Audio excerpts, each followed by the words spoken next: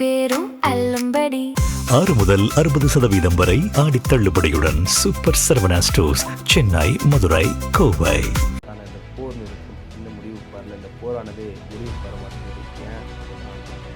அதாவது Iran America இதுதான் போர் நிறுத்தத்துக்கான அந்த பேச்சுவார்த்தை. ட்ரம்ப் அமெரிக்க ஜனாதிபதியும் சந்தித்து ஒரு புரிந்துணர்வு ஒப்பந்தம் ஒன்று போட்டாங்க.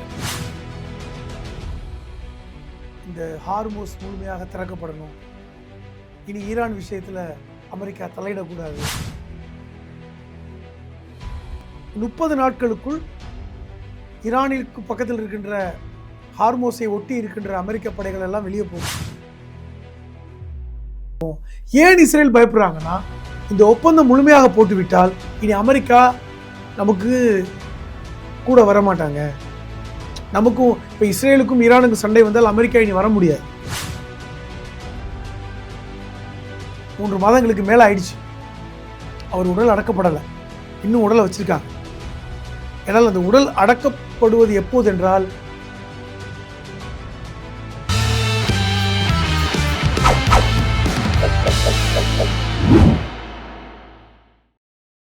ஜெம் தொலைக்காட்சி நேயர்களுக்கு வணக்கம். இன்றைய சிறப்பு நேர்காணலில் நம்மோடு அரசியல் விமர்சகர் திரு புதுமடம் ஹலீம் அவர்கள் இணைந்துள்ளார். அவரிடம் உலக செய்திகள் பலவற்றை கேட்டிருக்கிறோம்.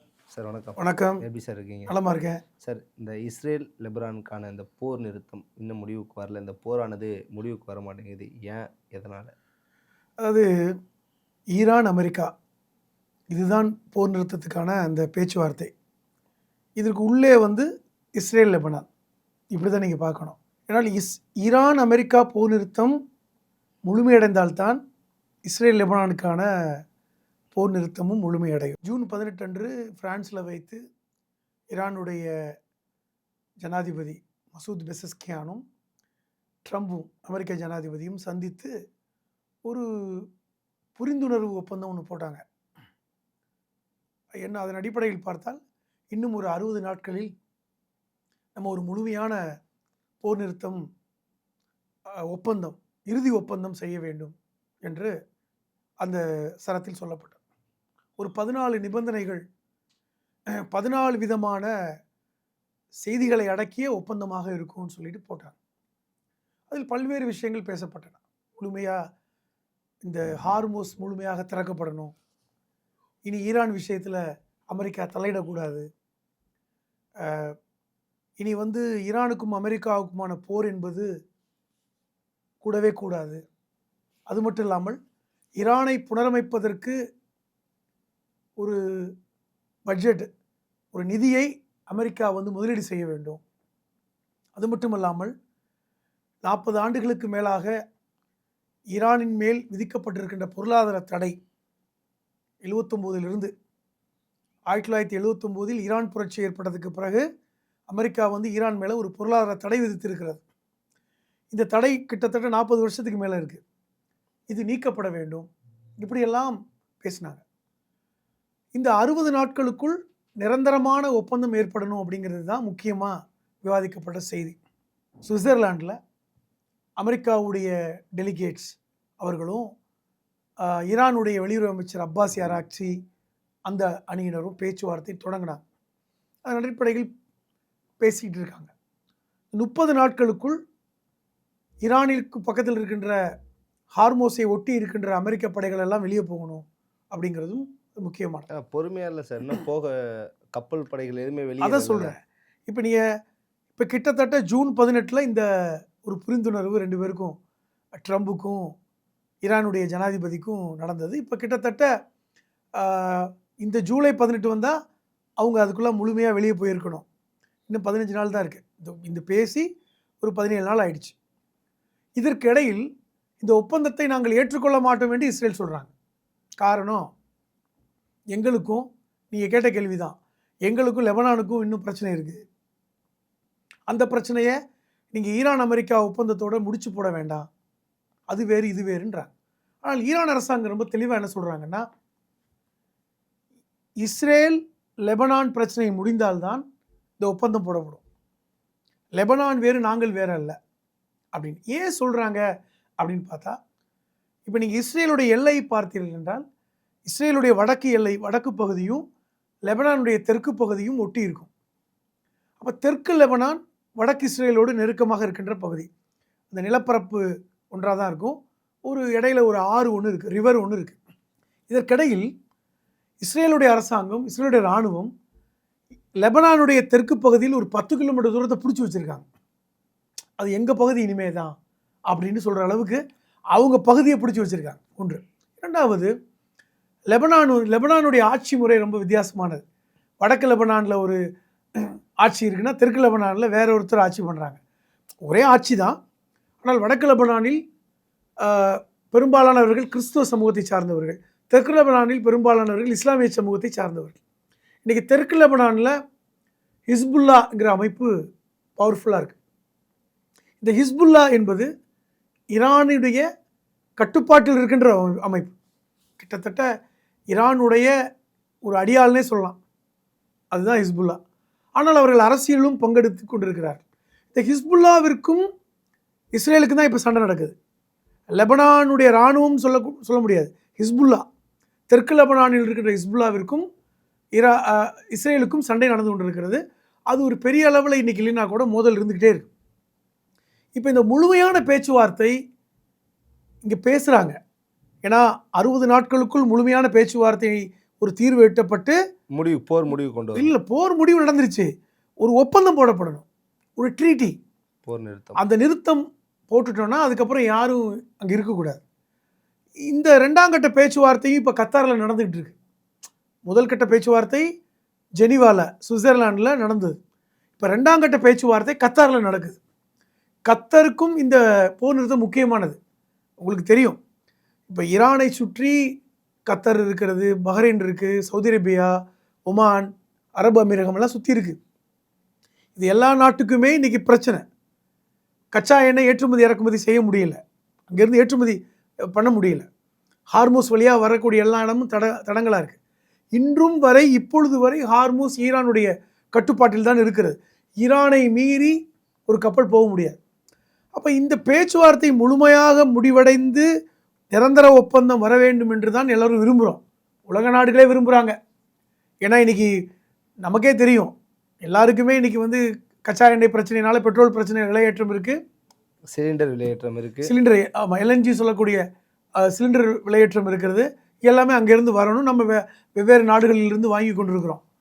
அப்போ இந்த சூழலில் இஸ்ரேல் இதற்கு தடையாக இருக்கிறதுன்னு எல்லாருக்கும் தெரியும். அமெரிக்காவுக்கே தெரியும் இஸ்ரேல் தடை பண்ணுறாங்க, சிரமப்படுத்துகிறாங்கன்னு. ஆனால் ஓரளவுக்கு இன்றைக்கி கட்டுப்பாடுபடுத்தி இஸ்ரேலை இன்றைக்கி அமைதிப்படுத்தினாலும் அங்கங்கே வெடிச்சிட்டு தான் இருக்குது. அது பெரிய அளவில் இல்லை, அது ஒரு பெரிய அளவில் இல்லை. ஆனால் இப்போ எங்கே பிரச்சனை நிற்கிதுன்னா 2 இடத்துல நிற்கிது. ஏற்கனவே ஈரானுடைய உச்சபட்ச தலைவர் அயதுல்லா அலி கமேனி அவர் ஏற்கனவே இப்போ கொல்லப்பட்டு 3 மாதங்களுக்கு மேலே ஆயிடுச்சு. அவர் உடல் அடக்கப்படலை, இன்னும் உடலை வச்சுருக்காங்க. ஏன்னால் அந்த உடல் அடக்கப்படுவது எப்போது என்றால் இந்த ஒப்பந்தம் ஏற்பட்ட பிறகுதான் அடக்கம் செய்வோங்கிற இடத்துக்கு நகர்ந்துருக்காங்க. இன்று வரை ஒரு நாட்டுடைய உயர்ந்த தலைவர் அவர் உடல் அடக்கப்படாமல் மார்ச் வரையில் வைக்கப்பட்டிருக்கிறார். சார், நம்ம பேசும்போது போன டைம் பேசும்போது ஒரு விஷயம் சொன்னீங்க, அதாவது மொஹரம் டைமில் அடக்கம் பண்ணுறதுக்கான வாய்ப்புகள் அதிகம் இருக்குது அப்படிங்கிற மாதிரியான சொன்னீங்க. இப்போ திருப்பி தள்ளி வச்சுருக்கா? இந்த கேள்வி சரியான கேள்வி தான். என்னென்னா, மொஹரம் 10 நாட்கள் ஒரு துக்க நாளாக ஈரான் அதை ஃபாலோ பண்ணுவாங்க. ஒரு 10 நாட்கள் ஏன் துக்க நாளாக அவர்கள் அனுஷ்டிக்கிறார்கள் என்றால், அது அவர்களுடைய நம்பிக்கையின் அடிப்படையில் அது துக்க நாள். முகமது நபியுடைய பேரன் ஹுசைன் கொல்லப்பட்ட நாள் அப்படிங்கிறதுனால அதை ஷியா முஸ்லீம்கள் ஒரு துக்க நாளாக அதை ஃபாலோ பண்ணுறாங்க. அந்த காலகட்டம் என்பது அவர்கள் ரொம்ப 10 நாள் அமைதியான ஒரு மௌன நிலையில் இருப்பார்கள். நம்ம கூட பார்த்து நம்ம பேசியிருக்கோம். அந்த காலகட்டத்தில் சென்னையில் கூட நெஞ்சில் அடிச்சுட்டு ரத்தம் வடிய ஊர்வலம் போவதெல்லாம் பார்ப்போம். அதெல்லாம் ஷியா பிரிவை சார்ந்த முஸ்லீம்கள் செய்வாங்க. அது ஈரானில் நடக்கும். கர்பலாங்கிற இடத்துல அது அவர்களுக்கு முக்கியமான ஒரு புனித பூமியாக அவர்கள் அதை பார்க்கிறார்கள். அந்த கர்பலா பகுதியில் தான் அயதுல்லா அலி கமேனியவும் அடக்கம் செய்யப்பட வேண்டும் என்று அவர்கள் நினைத்தார்கள். அதே காலகட்டத்தில், அதே முஹர்ரம் மாதத்தில் அந்த முஹர்ரம் மாதம் 9ஆம் நாள் 10ஆம் நாள் அய்துல்லா அலி கமேனி உடல் அடக்கப்படணும், அதற்காக வந்து 2 கோடி மக்கள் திரளுவார்கள் என்று எதிர்பார்த்தாங்க. ஆனால் அது நடக்கலை. அது அவருடைய கணக்கு பிரகாரம் ஜூன் 21 சொன்னாங்க முதல்ல. இந்த மாதிரி சொல்லிகிட்டே வந்தாங்க. இப்பொழுது வந்து ஜூலை 4 தேதியால் ஆக போகிறது, 3 முடிஞ்சு 4 ஆகிவிட்டது. ஆனாலும் இன்றும் அடக்கப்படலை. காரணம், ஒரு முழுமையான ஒப்பந்தம் நடத்தப்படலை. அது நடத்தப்பட்டு தான் நாங்கள் செய்வோம்னு நிற்கிறாங்க. இப்போ இது வந்து அமெரிக்கா புரிந்து கொண்டு என்ன பண்ணுறாங்க, இல்லை ஒரு முழுமையான ஒப்பந்தம் ஏற்படும்னு சொல்லிட்டு தான் இப்போ நீங்கள் கத்தாருடைய அரசும் அமெரிக்க அதிகாரிகளும் தனியாக பேசுகிறாங்க, கத்தர் அரசும் ஈரானுடைய அதிகாரிகளும் தனியாக பேசுகிறாங்க. இப்போ அந்த ஒப்பந்தத்தின் பேச்சுவார்த்தையில் முன்னேற்றம் ஏற்பட்டதை நம்ம பார்க்குறோம். எப்படி அதை புரிஞ்சுக்கிறோம்னா, ஹார்மோஸில் இப்போ பிரச்சனை இல்லை. கப்பல்கள் வந்து ஒரு தினமும் ஒரு 10-15 கப்பல்கள் இன்றைக்கி போயிட்டு இருக்கிறத பார்க்குறோம். இந்திய கப்பல்கள்லாம் இன்றைக்கி நம்ம வந்து ஹார்மோஸை கடந்து போவதை பார்க்குறோம். இப்போ அது பிரச்சனை இல்லை. ஆனால் இந்த ஒப்பந்தத்துக்கான பேச்சுவார்த்தை சுமூகமாக தான் போகுது. எங்கே பிரச்சனைனா, நான் ஏற்கனவே சொன்னது மாதிரி இஸ்ரேல் இதற்கு முட்டுக்கட்டை போடுது. இஸ்ரேல் வந்து இந்த லெபனான் பிரச்சனையை முடிக்கிறது இல்லை. லெபனான் பிரச்சனையை எங்களுக்கு நீங்கள் சம்மந்தப்படுத்தாதீங்க, இஸ்ரேலுக்கும் லெபனானுக்கும் தனியாக ஒப்பந்தம் போட்டுக்கலான்னு இஸ்ரேல் சொல்கிறாங்க. அதை அமெரிக்கா இப்போ ஏற்றுக்கல. முழுமையாக ஒப்பந்தம் போட்டுருவோம். ஏன் இஸ்ரேல் பயப்படுறாங்கன்னா, இந்த ஒப்பந்தம் முழுமையாக போட்டுவிட்டால் இனி அமெரிக்கா நமக்கு கூட வரமாட்டாங்க. நமக்கும் இப்போ இஸ்ரேலுக்கும் ஈரானுக்கும் சண்டை வந்தால் அமெரிக்கா இனி வர முடியாது. ஏன்னா இந்த ஒப்பந்தம் தடையாக இருக்கும். அதனால் இந்த ஒப்பந்தம் முழுமையடையாமல் இருப்பதற்கான வேலை இஸ்ரேல் பண்ணுறாங்க. இதான் நடக்குது. ஆனால் உலக நாடுகள் இந்த ஒப்பந்தம் நடக்க வேண்டும் என்று விரும்புகிறாங்க. உலக நாடுகள் அமெரிக்காவும் ஈரானும் சமாதானமாக வேண்டும் விரும்புகிறாங்க. இது வந்து அவங்க 2 பேரும் நல்லா இருக்கணும்னு அவசியம் அந்த அர்த்தத்தில் இல்லை, உலகத்துக்கு நல்லது. ஏனென்றால் நமக்கு கச்சா எண்ணெய் பிரச்சனை இருக்கு, இன்னைக்கு விலைவாசி ஏறிட்டு இருக்கு, ஃபுட் இன்ஃப்ளேஷன் போயிட்டு இருக்கு.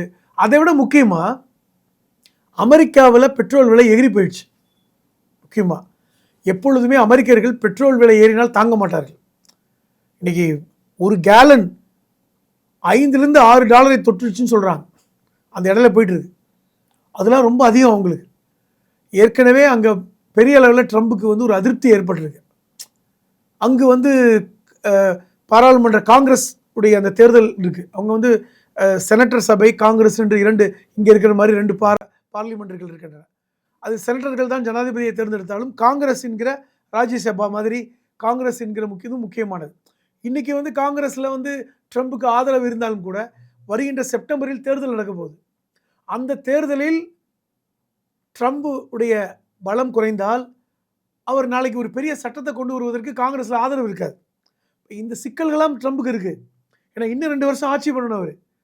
இதை கருத்தில் கொண்டு தான் அவர் என்ன பண்ணுறாருன்னா, இந்த ஈரானோட சண்டையை வந்து ஒப்பந்தம் போட்டு முடிச்சுட்டு பெட்ரோல் விலையை குறைக்கணும். இப்போ திருப்பி பார்த்தீங்கன்னா ட்ரம்ப் எதற்காக இந்த ஒப்பந்தத்துக்கு வர்றாருன்னா, கச்சா எண்ணெய் விலை குறையணும். அவர் ஒப்பந்தம்னு அறிவித்தவுடனே கச்சா எண்ணெய் குறைஞ்சிருது. ஒப்பந்தம் வந்து நடக்கலைன்னு சொன்னே கச்சா எண்ணெய் விலை கூட்டிடுது. அப்போ கச்சா எண்ணெய் விலை குறைக்க வேண்டும் என்கிற ஒரே நோக்கத்துக்காக தான் ட்ரம்ப் பேச்சுவார்த்தைக்கு வர்றார். ஓகே சார், திருப்பி குறைக்கணும்னு நினைக்கிறார். ஏன்னா அவருடைய பிரச்சனை என்பது உலக நாடுகள் இன்றைக்கி அவரை குற்றம் சுமத்துறாங்க. உங்கள் சண்டையினால் எங்களுக்கு பெட்ரோல் விலை கூட்டிகிட்டு இருக்கு. அப்போ அதை சமாளிக்க வேண்டிய இடத்துல ட்ரம்ப் இருக்கார். அதுதான் காரணம். இதற்கு இஸ்ரேல் தடையாக இருக்குது. அது இருந்தாலும் பேச்சுவார்த்தை சுமூகமாக போயிட்டுருக்கு. நம்ம நினச்சிப்பது போன்று இன்னும் ஒரு 30 நாட்களுக்குள் ஒரு நிரந்தரமான ஒப்பந்தம் ஏற்படும் தான் நம்புகிறோம். ஆனாலும் நம்ம வந்து அது உறுதியாக நினைக்க முடியாத காரணம் ட்ரம்புடைய மனநிலை, இஸ்ரேலுடைய திட்டம், அவருடைய மனநிலை எப்படி வேணாலும் மாறலாம். அப்படிங்கிறதுனால நமக்கு வந்து ஒரு மாதிரி பதட்டமாகவே இருக்குது. உலக நாடுகளுக்கு ஒரு பதட்டமாக இருக்குது. ஓகே சார், வெயிட் பண்ணி பார்ப்போம். உங்கள் சிறப்பான தகவல். நன்றி.